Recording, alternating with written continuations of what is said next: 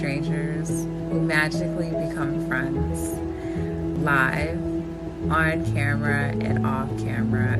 For a community of friends, like-minded people who are open and are here to share ideas about how we can be better as a people as a whole. And give a safe place for if anybody is looking for a podcast, I love it. It's inspirational, it's ingenious, and it unifies us as a whole, as people. Better me equals a better we.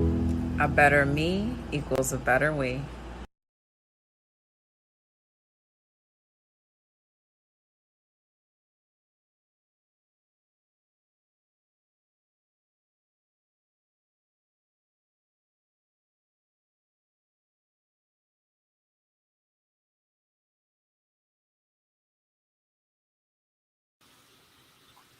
All right, guys, welcome back to another episode of the A Better Me Equals a Better We podcast. I am your host, Trey.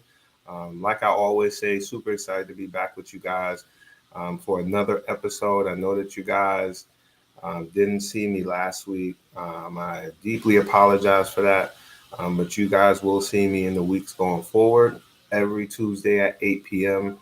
I want to start off by saying Happy International Women's Day, right? So this particular episode is going to be about Women's Day, women in general. And I couldn't scramble together because I didn't actually plan this. I had this month as Women's Month. So all of the topics going forward this month will be about women. But I didn't know the particular day. And when I found out, I couldn't get the ladies together that I wanted to get together to talk just about women in general. But we'll do that in the near future, most likely next episode. But rather than me talk about women and how much I love women in general, I'll start off by saying my mom, love her so much, a great woman, grandmom. All of the women in my life are amazing. Every day, in my opinion, and I'm not even going to say my opinion, I believe this should be a fact. Every day should be International Women's Day. They go through so much, put up with so much.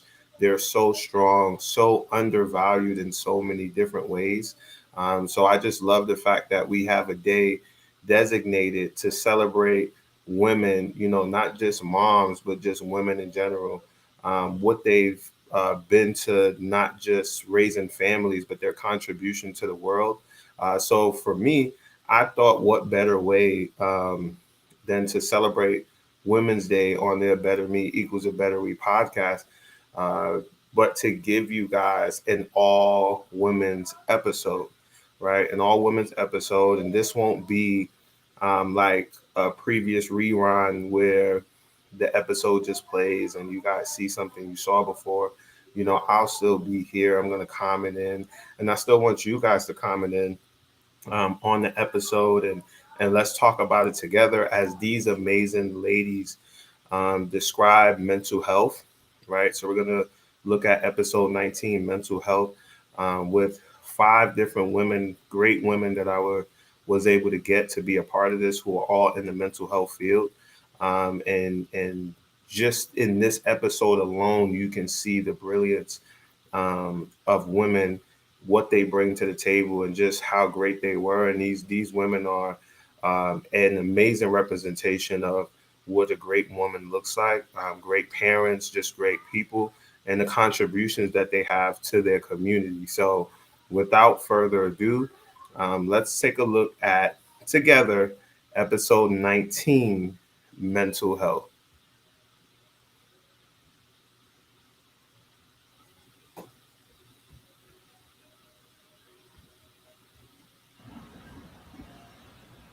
All right, guys, welcome back for another episode of the A Better Me Equals a Better We podcast. I am your host, Trey. I'm so excited to be back with you guys. Discuss another great topic. We are now on episode 19. Episode 19. So we almost at that 20 mark. Super excited. And this week's episode was actually inspired by a few comments that we got last week concerning mental health. So episode 19 is entitled Mental Health, and we're going to talk about a bunch of different things under the umbrella of mental health. And I've brought a bunch of great people with me because I wanted you guys to have as many perspectives as possible concerning mental health, because it's such a complex topic. So I wanted you guys to have as many perspectives as I possibly could that could fit on the screen comfortably, and you guys could see everybody. So without further ado, we're going to go around. I'm going to have my panelists, or your panelists, introduce themselves. So Dom, why don't you introduce yourself for our panelists and tell them a little bit about yourself? All right, so Dominique Jones. You see that the MSW is just showing that Master of Social Work, worked hard to get there. So MSW, I am located and based in Florida by way of Brooklyn, New York. So Brooklyn baby all the time. And I'm just happy to be here with everyone and talk about it and get into it. Nice. And I'll tell you guys this jokingly, every time Dominique speaks publicly, she always has to let people know that she's from Brooklyn. Absolutely. Brooklyn is a nationality. Like when you're from Absolutely. New York, whatever borough you're from is like your nationality. But then when you go somewhere else, it's just New York, like New York as a whole. But when you in New York, you like Queens, Brooklyn, that sort of thing, right? So, Alina, can you introduce yourself for the viewers and just tell them just a little bit about yourself? Hi, my name is Helena. I've worked in mental health for over the past 10 years, and I'm just here to share my experience with you guys. So, hi. Here we go. Look, I like it short, sweet, and to the point, because we got some real serious stuff that we're going to tackle today. Steph, introduce yourself for our viewers and tell them just a little bit about yourself. Hey everybody, so happy to be back again. So my name is Steph. I have my master's in marriage and family therapy, and I'm a licensed mindfulness life coach. Want to talk about everything mental health, mental wellness. This is the time to do it. So glad to be here among this amazing panel. Yeah, there we go. There we go. And Katrina, can you introduce yourself for our viewers and tell them just a little bit about yourself? Hi guys, my name is Katrina, Trey for short because he's been. I've been here a couple of times. I work with Good Shepherd Services. I am an assistant director. Been working with them for about 5 years. I've worked with them in a lot of mental development, those kinds of things, education, academics. So I've worked with them. I get to see a lot of who I was when I was younger. So that's just it. And I love that though, because that's one of those things that I think is really underrated. And I know that you guys, not to rain on Jermaine's parade because she's about to go next, but I think it's a little underrated sometimes because we look at credentials and say, okay, well, this person is certified in this and this person is certified in this. But when you direct programs like the one that Katrina directs, right, you get to see children in their early stages, those early developmental stages. And what we'll see later on in this episode is that that's very crucial for all of us when it comes to mental health. So Jermaine, can you introduce yourself for our viewers and tell them just a little bit about yourself? Sure. Well, I have letters. I just didn't know we were putting them on the screen. But, like Steph, MFT would be behind my name, but I didn't know we was using it. I thought we were being captured. But honestly, I've been in the mental health field, I feel like, since forever, because I really love working with people. I've always been one to give advice, so I said, well, I get paid for it. And then little did I know that's what the Lord called me to do. So I started off with working with young people at a group home at my church. And then I said, well, this is an age that a lot of people are neglecting. So I definitely wanted to work with them. I started my business this time last year, our 1-year anniversary, September 4th. I am a counselor. I am a minister. Right now, I am a case manager at a program, and I also counsel. I have like 3 jobs, but the most important job is doing the work of the Lord. So I'm done. AKA Jermaine is a hustler. She is Period. a hustler. Look, she babysit, do hair, and sell cookies out of the same house. She's a hustler. Hustler. So, diving right into our topic, right, on mental health, there are a few different things like talking to the panel and a lot of different things that we were thinking about bringing to you guys and thinking about, you know, when we talk about mental health, is so broad, right? So what are the things that we want to talk about, right? What are some things that we want to talk about? For me, in every episode that I do, I always try to start at the beginning, right? Like where does this start? The beginning of it, right? And that's where I want to start in this episode as far as mental health. So, Katrina, I'll start with you. When we talk about early childhood development, right? What are some things you working with children in the inner city that you see in them that they may be bringing in, maybe from the home, or just maybe some behaviors that they exhibit that you can tell that there might be like some trauma going on? And like, what are some things that you do to kind of try to help them around that? Oh, that was a really good question, Trey. Work with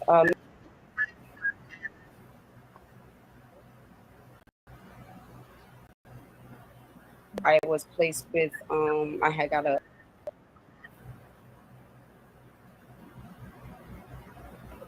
work like fully with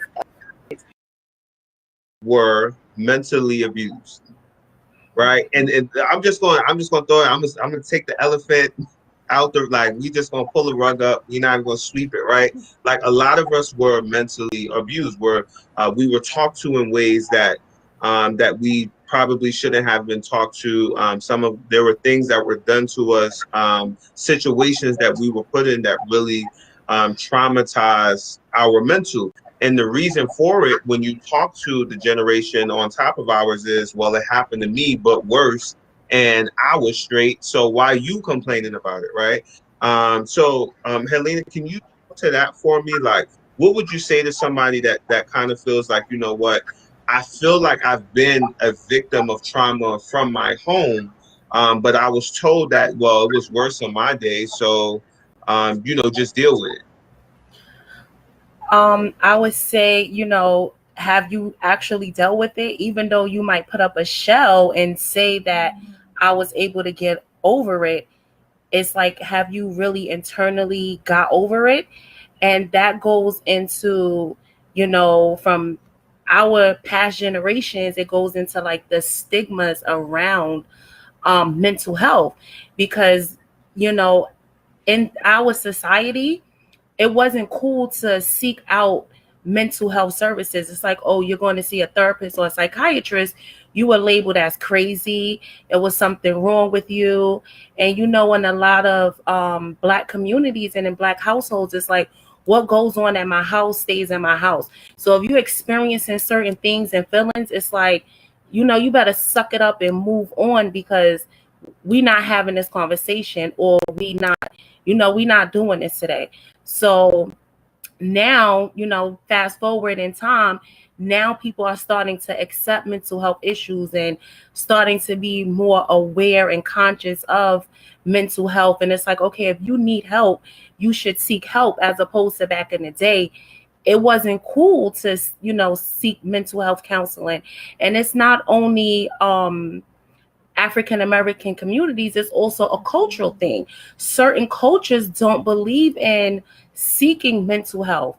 You know, it's just like same stigmas. Oh, you're crazy, or everyone is going to look at you a certain type of way. So, you know, why go and seek help for what you're going through?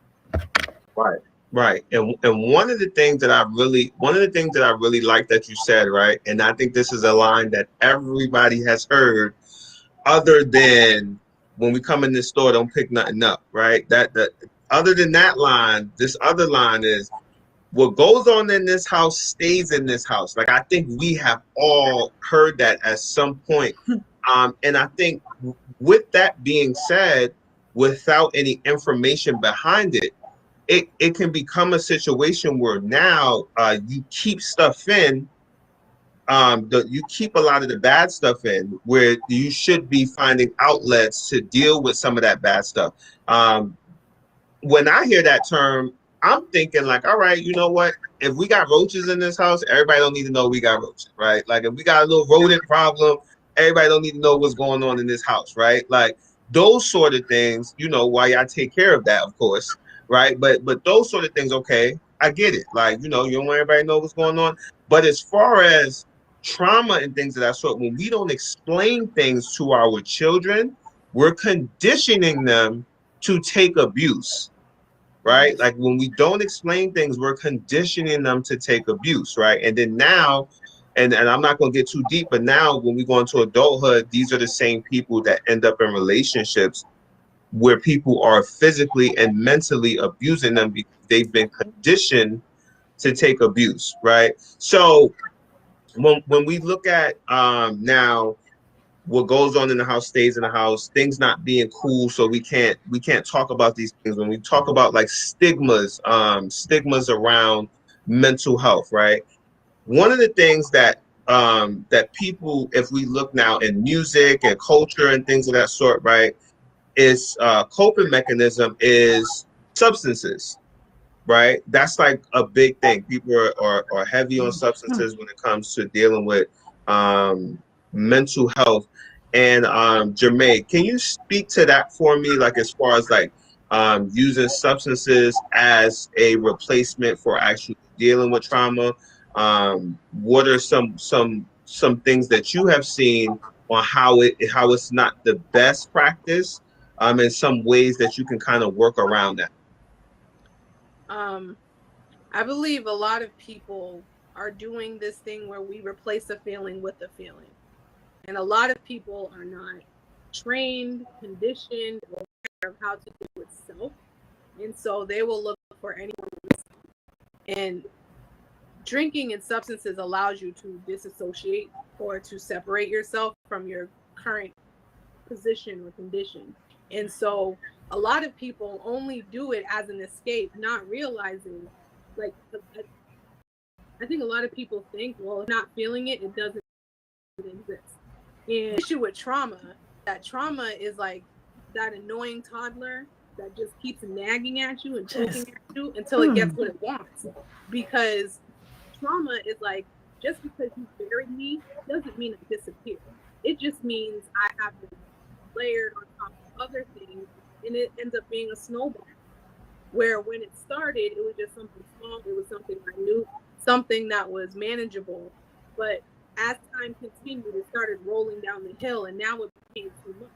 And when things become too much, when it becomes overwhelming, a lot of people are like, well, how do I fix this? And that's the problem. They think it's a fix. It's not a fix. It is an escape. It is an avoidance. It is running from the problem. It is adding to the problem, essentially. But it's really how we perceive and understand substance abuse and how detrimental it is to our demise. That's when we start to actually try something else. But if we don't look at it as a problem, we won't know how to find a solution for it. Right. Good. And Steph, would you say that there's a difference? Because I know that there are a lot of people who are or might be in a particular situation, right, where you might not feel like you have an issue, right? And we see that a lot, even with people that use certain forms of drugs, or whatever the substance is, right? Those are just like the common ones, right? But there are people who do drugs, like even like hard drugs, right? Like I'm not talking like, you know, cannabis is legal now, you know, like I'm talking like hard drugs.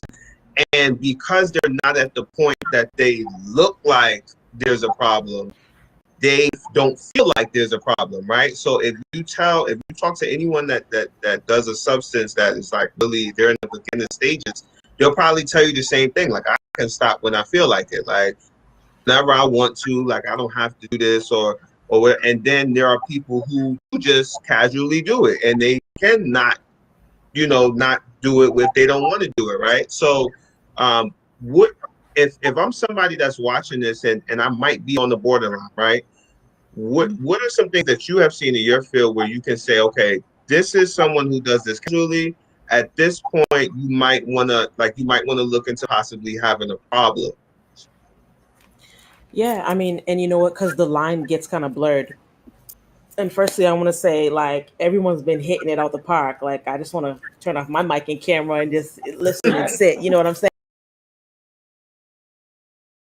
And I'm just saying. But so you're like, okay, what is the balance between a person having a mental illness or like they're just using substances, right?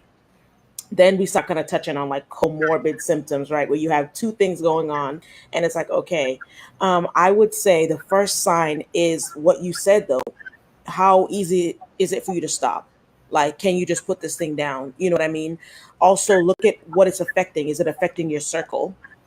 Are your relationships, if you're in a romantic relationship, is it affecting your relationship with your partner, with your family, with your friends? Have they not heard from you? Are people knocking down your door? People ringing off your phone, asking where you've been or where are you? Haven't seen you. Are your interests not your interests anymore? Did you used to like to listen to music or go out and be social? Well, not in a pandemic, but did you used to like to do, certain things and you see that like kind of waning? That's how you can know that this thing is creeping up and it's overtaking my life. A lot of addicts or like people who have substance abuse issues will say, yeah, I can control this, when in reality that thing is controlling them. The same thing goes with mental health issues. Oh, I can control this. No, I don't need medication. I can do this. It ends up controlling us because we see it affecting our life like an atomic bomb. That's how I would say. Look at the status of your life. If everything is looking like in shambles, a mess, your relationships are down in the dumps, you don't have a handle on this thing. Like that's what I would say. Right. I just Go ahead. piggyback off of something that Jermaine said and Steph said as well, like with the drugs and the mental health. A lot of people, especially with the people that I used to counsel, they use the drugs as a coping mechanism for the symptoms that they're exhibiting from their mental health. So now that they're using the drugs, now you have a dual diagnosis. Now you have a substance abuse problem and you have a mental health issue. So a lot of the people that I work with, they used to say to me, well, hey, Miss Hodges, I do this drug because when I do this drug, I don't hear the voices anymore, or I don't feel as sad as I felt before I started using these drugs. But in all reality, once you come down off of that high, the effects are even worse. It's more intense. Now those voices are louder. The depression is more deep because once you have a dual diagnosis and you're dependent on those drugs, now the brain chemicals are off. Now the brain's just saying, hey, listen, I need this to feel this kind of way, or I need this to get back to that place. And I've also experience with a lot of my clients, they say to me, the medication that they're taking, it makes them feel, they can't do anything. They're just like zombies and robots. So when they take drugs, they feel like they're more functioning than when they're taking prescribed medication. But in all reality, it's hurting them more because now you're fighting a substance abuse issue and you're fighting a mental health issue. That was something. Time. Yeah, you hit it right on the head. I really love what you said about the dual diagnosis, and even Steven said in our comment, it's too many functional addicts. The lines get very blurred, right? So you guys are, like Steph said, you guys are really all hitting it out the park. But I want to stick with stigmas. And one of the things that I want to talk about, because I'm just gonna be honest, I'm not from the hood, but I'm not from the burbs either, right? Right, like and one of the things, like in our communities, right, regardless of where you're from, what state you're from, right, and even in the burbs too, right, like when there are simple things or what people will call simple, right, like depression, anxiety. these two things I cannot tell you how many times I've heard the word depression and anxiety within the past 2 years. Like, it's insane, right? I've even heard it in kids. Like, I've even heard kids say, "Oh, my anxiety." Like, bro, what you so anxious about? Like, a big wheel? Like, you need air in your big wheel? Like, we're on, like, Don't come for the big wheel. Don't come for the big wheel. That's right. anxious. Right. And I'm not saying that they don't have a reason to be anxious, but I'm just curious, right? And Katrina, maybe you can shed some light on this, but with being that, you work with these kids and things, what are some early signs that you're seeing that you think are contributing to kids feeling like they're depressed, like anxious or even bipolar, right? Like, that's another word that I'm hearing, like, "Oh, I'm bipolar." Like, I don't even know what it is. so what do you think are some of the causes of that, or maybe some of the early signs that you see in kids?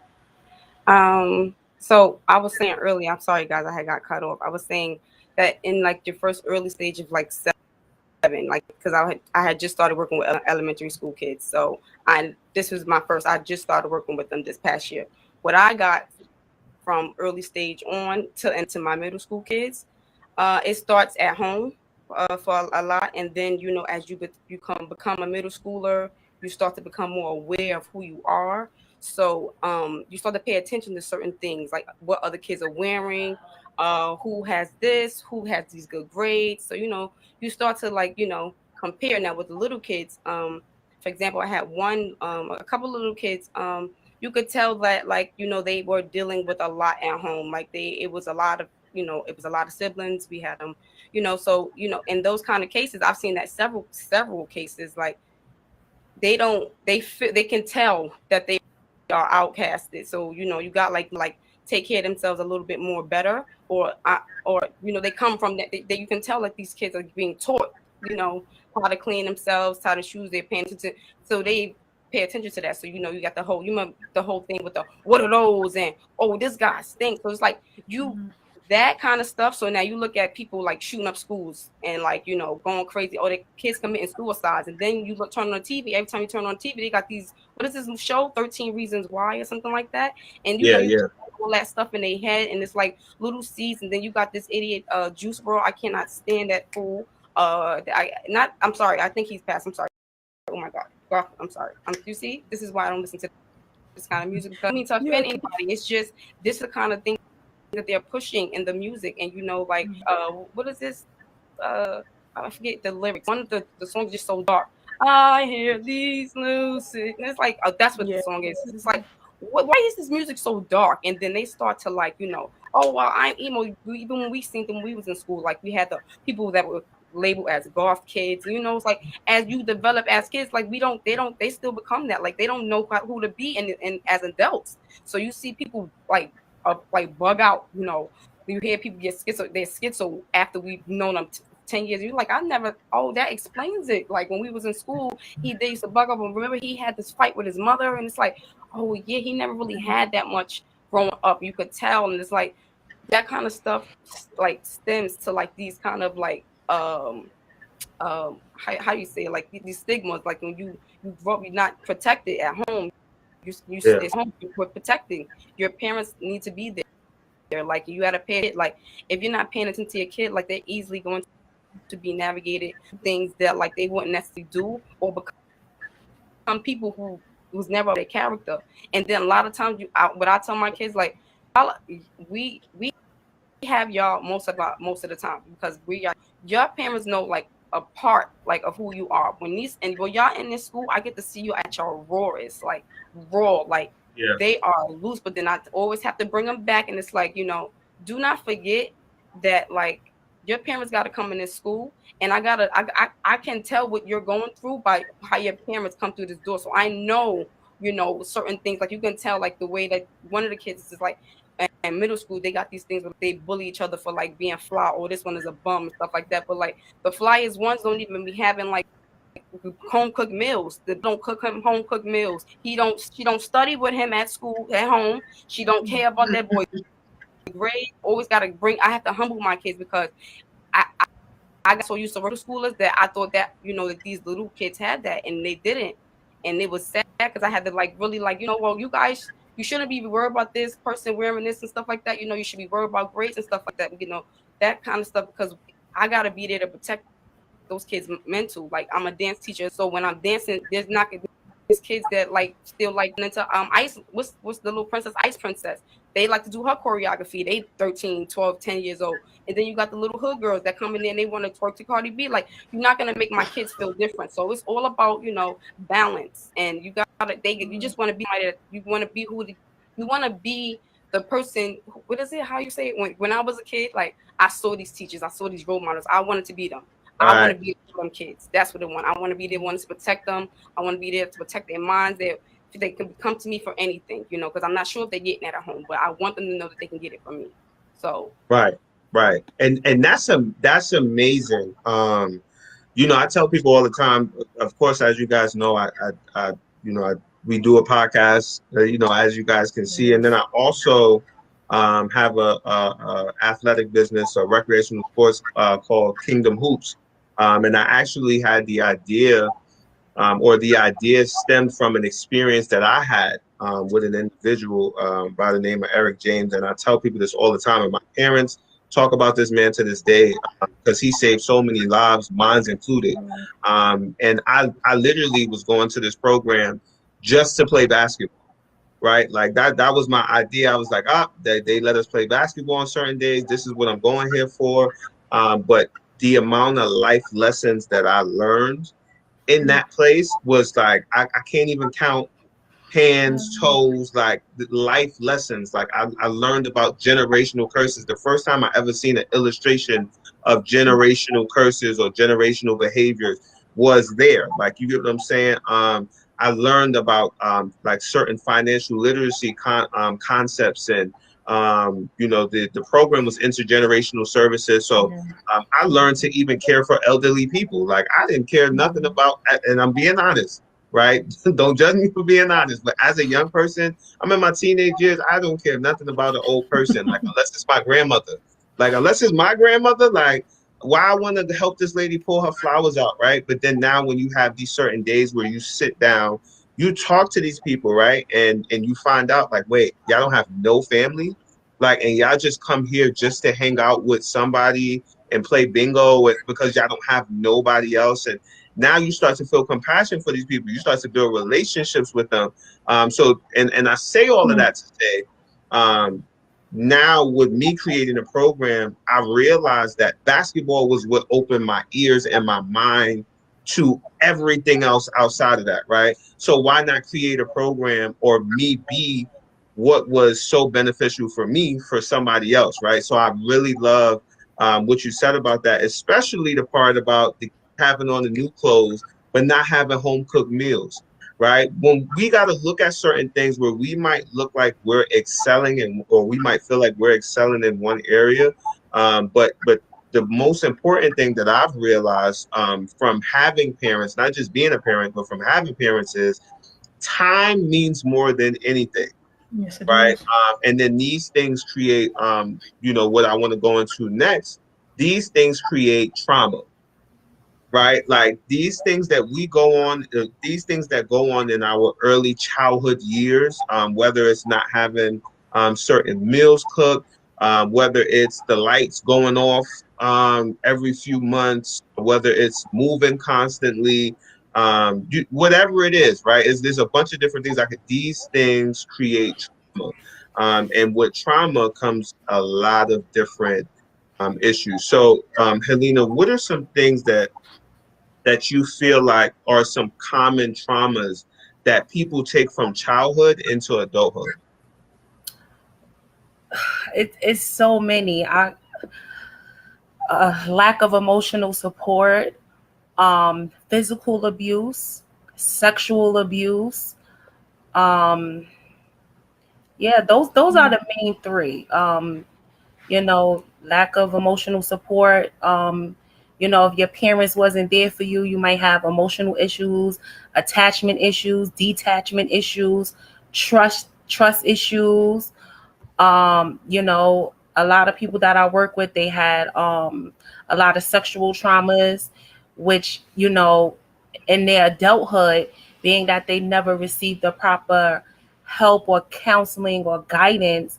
It is affecting them today in their adulthood, where either they're suffering from PTSD, anxiety, drug usage. So trauma, if it's not rectified at a early age or when it started, it's just like a spiraling effect. Yeah. I agree. Dominic, what do you think about that? So, so pretty much those are kind of the basic traumas you have, especially in when you deal with youth. You do get a lot of, physical abuse. Unfortunately, you see a lot of domestic violence, and that just simply means that they're just exposed to violence within the home. That can be family or through, parents or caregivers. So the one thing that I think I wanted to say, touching on, I think something you said, Tricon, was trauma has a way of causing you to either do one of two things. You're either going to kind of portray or kind of put out what you've received, or you find a way to kind of do the opposite. So kind of like you have the people that say, I'm not going to be anything like my mom, or I'm not going to be anything like my dad. And then the people that, kind of just act that way because this is just what I know. So you kind of have those two type of people. I think that number one, we talked about identifying some of those issues, because as we talk about simple depression, anxiety, when we talk about these things, these are, again, different types of diagnosis, but a lot of them, whether they're getting medicated and it's not working or different things, can be because they are not being properly diagnosed. So let's say if you have a trauma, and now you're showing aggressive behavior, or you're having reactions to that trauma, they may diagnose a young boy with ADHD when really it can simply be a trauma reaction. So there are many different forms of misdiagnosing that happens when it comes to trauma. And I think that if we don't discuss that, or just kind of get an understanding of what trauma symptoms look like, what that feels like in a body, what are the thoughts, trauma reminders, if you have community violence that happens on a daily, you seeing a dead body on the street and then hearing gunshots can be a instant reminder that can immediately put you in anxiety. I don't know about you, but I have never had any, I'm fortunate to not have had any real big police encounters. However, when a police car is behind me, I immediately identify anxiety. I immediately identify my heart beating fast because I don't know what's about to happen. So trauma, if you don't understand trauma, I would say really get informed. There's a lot of things that can happen, and there are reactions to that. If you are grieving someone, if you have lost someone, there are common and natural reactions to that. You're going to experience sadness, you're going to experience anger, you're going to experience denial. Like, you're going to go through those changes. When you go through or are exposed to domestic violence, you're going to be confused, you're going to be upset, you're going to be, aggressive in your behavior. And these are natural things that you are supposed to feel when you have gone through trauma. So to label people as, crazy or something's wrong with them when naturally they're supposed to feel what they're supposed to feel, I think is an unfortunate thing, which goes back to that stigma. It goes back to the stigma, because it's kind of like you're kind of forcing everyone to suffer in silence. You're forcing everyone to kind of deal with those reactions, or it's unnatural to have those natural reactions. When I believe that just as much as you have an arm and a mouth and a nose, you were built with emotions. You were built with sadness and anger and confusion. You were built with all those feelings, and those feelings are indicators, and they dictate, what the action is about to be. So you have to get in tune with that. Yeah. I just want to say something in regards to what Dom just said, about, the feelings, and you're supposed to have those feelings. But when it comes down to Black and brown people, we're not supposed to have those feelings. So for our white counterparts, yes, it's okay to have those feelings. Yes, those are natural reactions. But when it comes down to Black and brown people, that's when we become labeled and stereotyped, because we're not human. We're not supposed to, have those feelings and those reactions. That's not a natural process for us as Black and brown people. And that's where a lot of stigmas come in, and the mixed diagnosis for Black and brown people, and the overdiagnosis, because it's not just people are being misdiagnosed. We have our kids that are being overdiagnosed, over medicated, but it's only because of our Black and brown skin. But when it comes to our white counterparts, it's something totally different. It's different treatment methods offered to them that wouldn't be offered to us. It's just like, oh, let's do medication, which is, I'm not opposed to doing medication, but it's like, okay, so now you have this Black and brown child, or even adult. It's like, let's start them off with 50 milligrams of whatever. But when you have your white counterpart, it's like, okay, let's start them off with 0.5 milligrams. So it's like, you want me to be in a sedated state, but my white counterpart, you're prescribing them something that can, fix the issue, and they can still function day to day, as opposed to me that's Black and brown. You want me to be sedated and out of my mind. Absolutely. I just want to quickly say, because that is so important to realize. A lot of, especially, I'll use my mom, because my mom, she testifies about this all the time. But one of the things with my mom, mental illness kind of runs a little bit in the family. And one of the things that was sad to hear my mom say was, people don't want to fully get assessed the proper way, because they don't want the label of a diagnosis on their form, especially Black women, because it's already so hard for them at a certain time to get through the door that they can't get past the trauma of being rejected by the world, that they can't they feel like that label will cause them to not be able to take care of their families, so they don't get the proper help. They don't want that label, so they refuse that. So again, I think that goes back into why we're talking about this, why this conversation is important. Because that we need to be able to tear down a lot of the stigmas, and it's because it's just knowledge. It's just the lack of knowledge that we do not have as people. We don't have the knowledge. We suck with the resources sometimes, because it's just the way the world is set up. But at least the knowledge of having an understanding of, what you're feeling is not crazy. What you're going through is not, you're not by yourself when you go through it. And just being able to role model that moving forward. So I just want to say that. Yeah. I like that. Natalie said in our comments, let's start them, our children, off with less than 40 kids in a class, and not label them as ADHD because the teacher can't control the class. I think that is so like, I love that. I love that comment so much. Because we're seeing that a lot. Like, as much as we're seeing a surge in depression, anxiety, PTSD, bipolar disorder, that ADHD, I feel like they're diagnosing every child with ADHD. So now, Steph, as a matter of fact, Jermaine, because I know Jermaine gonna get a spicy answer. Steph gonna get Steph gonna get a politically correct one with a little bit of spice. I need you to dump the spice. I can give spice. What say you about this? Like, how do you feel about the ADHD diagnosis being overused because teachers are lacking the ability to do their job properly? I guess I have to give the spicy answer.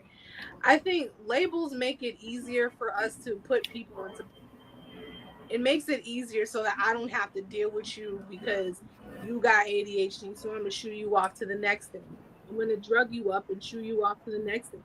I don't think anyone is willing to actually put in the work to really figure out, why is this kid struggling? Maybe he's just so hungry because, as we were saying, he has nothing to eat at home. So who's going to focus on the empty stomach? I can't focus on the empty stomach. I'm a whole grown up. You know what I mean? And a lot of people don't understand the amount, the impact that stress has on the individual. If developmentally they're not at a certain stage, this stress will send them off. A lot of people feel like, oh, I can't pay attention, so it's automatically ADHD or ADD. It's like, maybe it's anxiety, maybe it's stress, maybe it's because this kid doesn't know what he's going or she is going to return home to, because dad is a drunk, mom's never there, big brother sexually abused them. It's like we have to figure out like where are these kids coming from before we label them something where it's like, oh, it's just an attention problem. And I think too much in this field, we are focusing on fixing the symptom and not the problem. Mm. Thank So you. people Thank are you. focused on, oh, their attention's horrible, so let's put a pill on that. Or, oh, they seem sad, let's put a pill on that. How about we figure out what's happening in the home? Because if you get to the root, the tree, you can cut the tree off, right? Like a lot of people are like, well, let's just cut the tree off. And it's like, but if the roots are still there, it'll grow again. So the Right. same dysfunction, the same amount of pain, the same confusion that existed before, it's going to show itself in a different way because this child is going to get older and it's going to look different.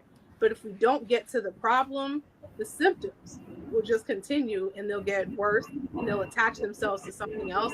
And that's the problem. Yeah, yeah. I hear that 110%. That is so that was it right there. That was exactly this type of spice I was looking for. And Steph, one of the things that I've talked about, and me and Dominique talked about this off air at another time, was self-diagnosis, right? With information being so available, I've never seen so many people in this world say they got OCD because they don't like a dirty house. You know what I mean? Like, or because they, I want my cups here, my plates here. They've never actually seen a professional and been professionally diagnosed. But there's so many people who claim to have OCD, that claim to have PTSD, bipolar disorder, and a bunch of different, mental health disorders. What would you say to that, like just the idea that people can self-diagnose because they Jermaine said in the comments, y'all Right. stay off of Stay WebMD. off WebMD. Stay off. So what would you say to that, Steph? So firstly, I want to just back it up just a little bit. Two things I wanted to say. We are in a Eurocentric school system that does not work for brown and black kids. Let's just be very honest about that, right? So we're not, go ahead, throw the shoe, Dom. So we are not used to, like me, I have a short attention span. And the only reason that I wasn't diagnosed with ADHD is because maybe it wasn't as popular when I was coming up. Because I sure should have. Like right now, I'm like, focus, Steph. You can do this, girl. Keep focus. You know what I mean? So that's one. Two, I was going to say trauma doesn't care how much money someone makes, right? So we see how it's presented in black and brown communities because this is a group of black and brown people.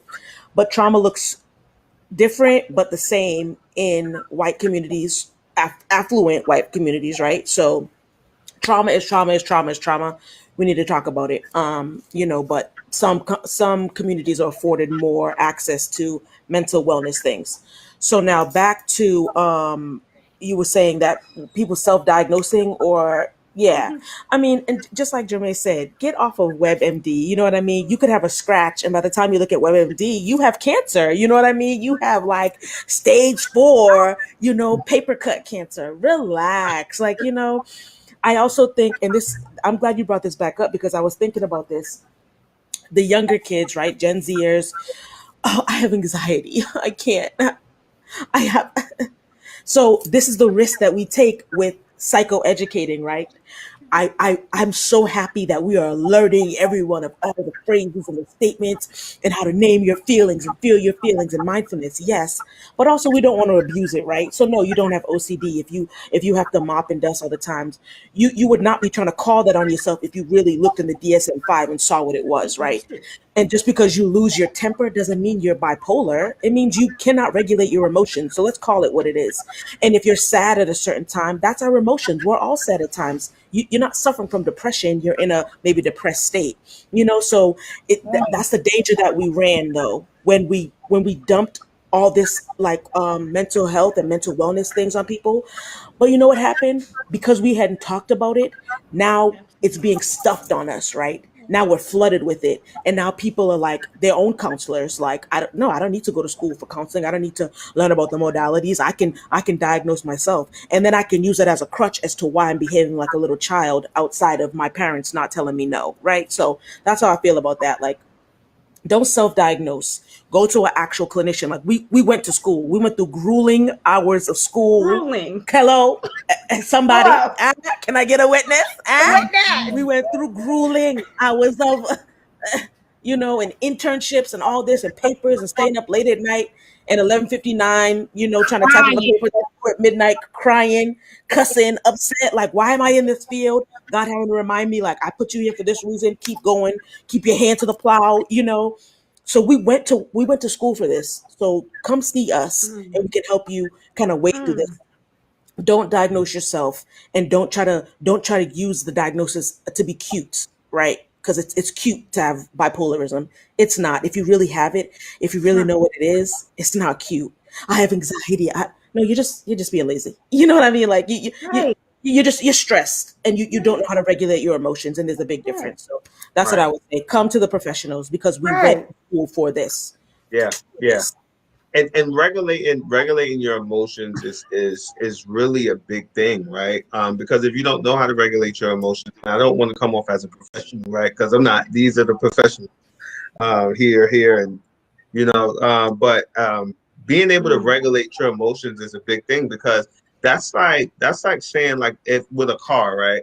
If there's one thing wrong with my car that's not right, if I do not regulate it or fix it, it can come off as this being wrong, this being wrong, this being wrong, and this being wrong, right? And it can be something just as simple as I need to change my oil. Like, it could be something just that simple. So being able to regulate your emotions, it does not mean that you got bipolar disorder, but for some reason mental issues are cool now. It's like the thing, in a sense. So Katrina, when we now look at, like, mental issues, right? One, not just the stigmas around having mental health issues or being diagnosed, but when we look at the self-diagnosis or even other people diagnosing other people now, because that's a thing now too. Like, this person is they're a sociopath. Like, now, because again, information is so available. So now I read this, and to say that if you are a narcissist, you this, and this, you fit all of those criteria, so you're a narcissist, right? Period. Cool, right? That's it. Period. So how important is it, Katrina, that if I do feel like I'm bipolar, or maybe if I feel like, my friend or my significant other has an issue, how important is it that we actually seek professional help? I was going to say that I think it's very imperative. I was one of those people. I was like always saying, "Oh no, I'm not gonna go back to school." I wasn't always one of those people. I recently got like that because, like, after a while, I didn't go back to school straight after high school. I went to work. And then it was like, yeah, I always got time to go back. So I guess I was pushing it off. But now that I am in school, I feel like there's a whole bunch of things that I've been like, I should have got in and felt about, a couple years back. I could have been inputted on this a long time ago. And I just finished taking psychology. And that was very, very interesting for me. I got to learn about the brain and how it works, and I had to watch, like, personality tests, and it was like a whole different world for me, because I got to really see and fully, like, understand, like, comprehend why people operate the way they do, or like how they're wired. So I mean, it just, I feel like it's very important, because as we get older, our minds are not going to be where it is now. Like, I feel like if you don't speak about certain things, or you don't overcome, like, you don't heal from these things like traumas or things you may have went through your childhood, like, you're still going to that child like 50 years old, 60 years old, but the brain is going to deteriorate. And, like, we as humans, we don't operate by ourselves. Like, we're not meant to be by alone. So I mean, like depression and staying away from that kind of people, like when you push those kind of people away, people only know you for like being a bitter person, or like, you know, you've never really overcame like certain things. Like that's gonna put you in that's gonna set you up for failure in as you get older. And like if you pay attention, like people are dying younger and younger now. A lot of people not even making it to 60 nowadays, and it's like, you know, dang, you look up and it's like, oh, did you ever fix this with that person? No, he was still mad at me for this. And it's like, wow, like never really healed. Did you apologize to him? And it's like he died with you like angry. You never, it's just like give you want to give that explanation. I just feel like if we can commune out, like why not? You know, like I feel like we can save one another. It's not gonna happen overnight. It's literally, I feel like the better people get like hip to like this mental health thing, like it's very important. It is very, very important. Like I just feel like our future depends on our mental health, because I, like somebody said, the Generation Z's and these teachers, I work in the school with the teachers. I literally feel like I thought the teachers were older than me in there. I found out that they were 23, 22, and that they just worked in the school so that they can get like some kind of credentials and then get passed on to another certain kind of school, like a charter school or like a higher school. So like they're not there for these kids. So like and then like they send the teachers up from like Milwaukee to deal with Brooklyn native Brownsville kids. Like they can't relate to you, miss. Like they don't understand what you're saying. You don't understand them. You're too busy judging them. They think that we're all just one, like all have these like backgrounds, and they can just put us in this category box. And like, you can't get through the youth. They're our future, so you can't get through to them. Then we're really screwed, because they mentals is like I'm not gonna front. And the schools that I'm working in, it's not there. And like if we don't start young, it's look at us, look at our parents' mental. Like I always go based off the generations before us, like the way how they handle situations. I feel like they set us up, but you know, it's for us. I'm happy that we are aware of what is wrong now. Our mental health, we're capable of fixing it. I just feel like we just got to take it a little bit more serious and stop. Like somebody said, stop diagnosing yourself. Steph said that. Don't diagnose yourself with like bipolar. Like when you speak those kind of things and like that kind of stuff, you never know. Like long down the line, now oh yeah, I can't. I'm bipolar. I can't do this, and now you bipolar. Now you don't have the ability, the skills to develop these kind of things, because you already diagnosed yourself. And now look, it was a genetic thing, the hereditary thing that ran through your family. And now look, so it's just like, you want to be careful. Don't put like certain diseases or like those kind of negative things into words, because like we are what we speak. So it's, if we wake up, our mental, we can do this. We can do it literally. Right.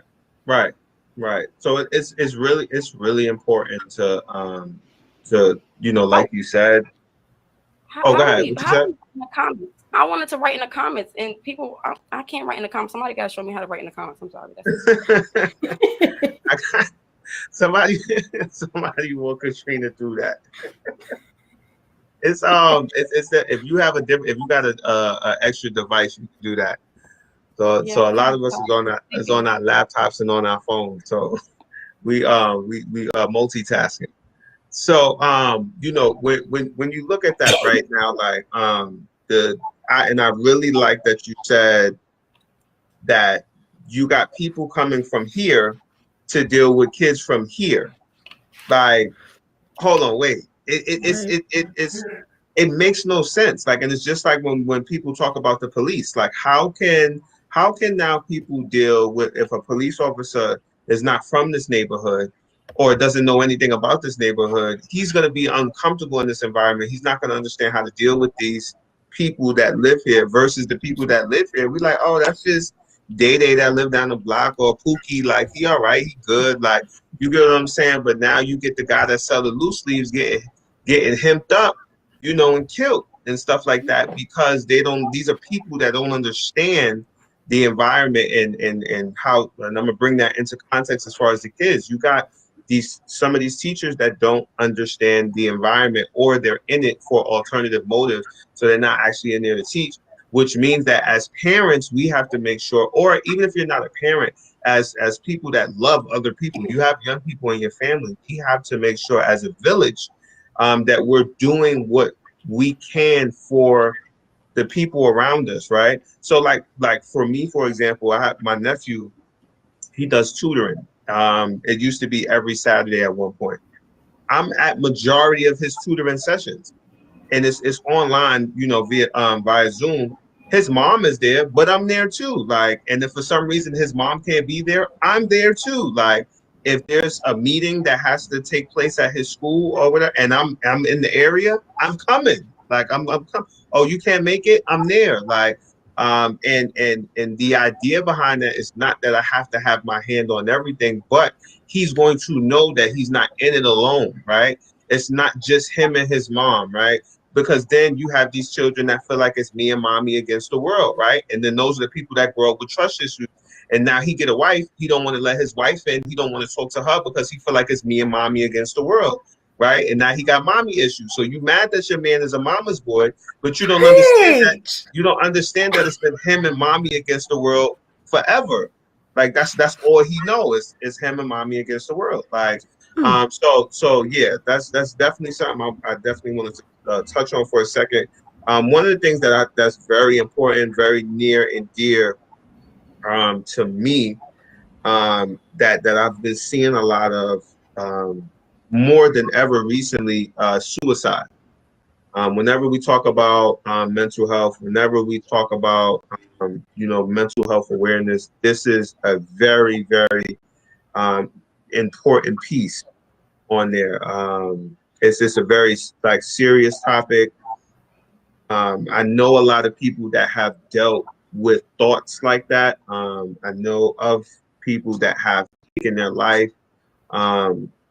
Helena, how important is it that if we're someone's support system, their family, their cousin, their significant other, whatever it is, right? Whatever our relationship is with this person, how important is it that we take comments and behaviors and all? How important is it that we take these things seriously? Because I think a lot of time when someone says something repeatedly over time, you just kind of like, that's just he or she, they just talking that mess. Like, like how important is it that we take those things seriously?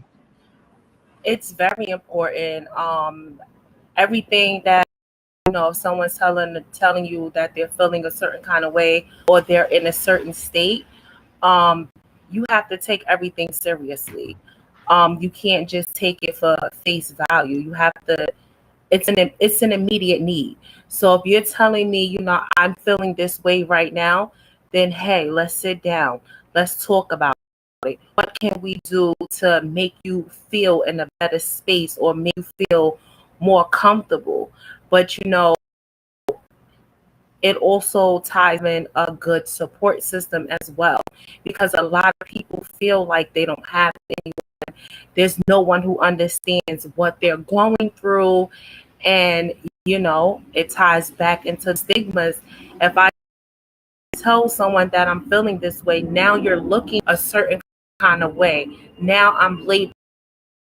So not only am I going through, now I'm feeling like you're looking at me a certain kind of way and I'm being labeled and judged. So, it's a lot of things that, tie into someone that's suicidal. But the best thing I can say is always take it seriously, and just always, try to be there to support them as much as you can.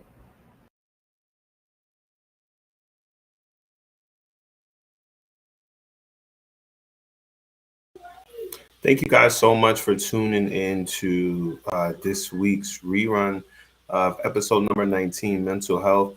Again, the theme for this episode, although it may just seem like a rewind, so to say, the theme for this episode was International Women's Day, right? And these women really brought it.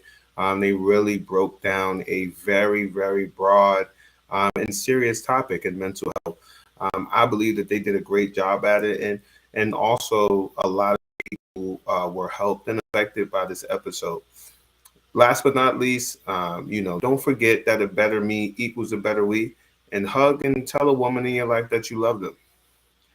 Thank you for tuning in, guys, and I'll see you next week at 8 p.m.